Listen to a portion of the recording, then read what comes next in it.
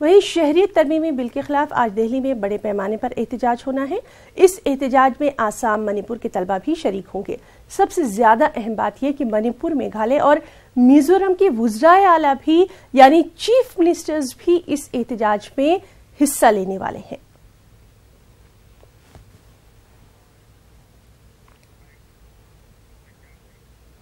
चलिए अब जरा बजट सेशन की बात कर लें, जो कि कल यानी 31 जनवरी से शुरू होकर 13 फरवरी तक चलने वाला है। इस सेशन में सिर्फ अबूरी बजट पेश किया जाएगा। लोकसभा इंतखाबात के बाद मुकम्मल बजट को पेश किया जाना है। लोकसभा स्पीकर सुमित्रा महाजन और राज्यसभा चेयरमैन एम वेंकैया नायडू की जानिब से ऑल पार्टी मीटिंग भी तलब की गई है। इस मीटिंग का मकसद इस सेशन को बेहतर तरीके से चलाए जाने को यकीनी बनाना है।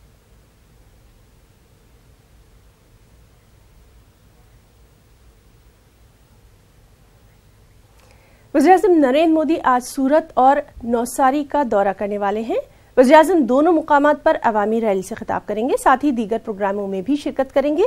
पीएम मोदी 11 महीने बाद सूरत आ रहे हैं। इससे पहले 25 फरवरी 2018 को run for new India program में शामिल हुए थे। पीएम मोदी करीब 1:30 बजे सूरत एयरपोर्ट पर उतरेंगे और सूरत शारजा फ्लाइट को हरी झंडी दिखाएंगे। इसके बाद एयरपोर्ट के अहाते में लोगों से खिताब करेंगे। यहां से सीधे नौसारी के लिए रवाना हो जाएंगे।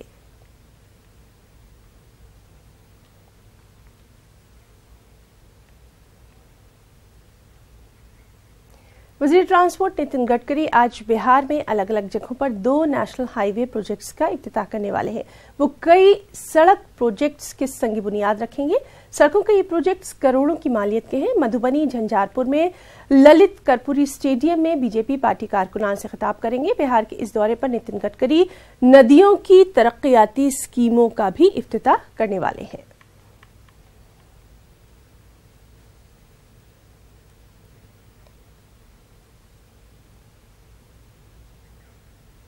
वहीं बीजेपी सदर अमित शाह आज लखनऊ का दौरा करने वाले हैं। अपने एक दिन के लखनऊ दौरे के दौरान वो लखनऊ, कानपुर, बुंदेलखंड में बूथ सम्मेलन में खिताब करेंगे। 2 फरवरी को अमरोहा के गजरौला में बूथ सम्मेलन में शिरकत करेंगे। 6 फरवरी को गोरखपुर और 8 फरवरी को वाराणसी में भी बूथ सम्मेलन में शिरकत करेंगे।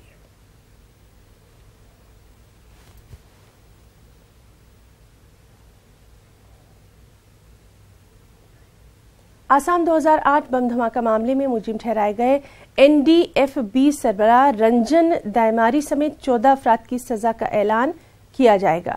सीबीआई की खुसूसी अदालत ने 2000 में आसाम में हुए सिलसिलेवार बम धमाका मामले में एनडीएफबी सरबराह रंजन दायमारी और 14 दीगर लोगों को पीर को कसूरवार करार दिया था। इन धमाकों में 88 लोगों की जान गई थी, करीब 500 अफराद जख्मी हुए थे।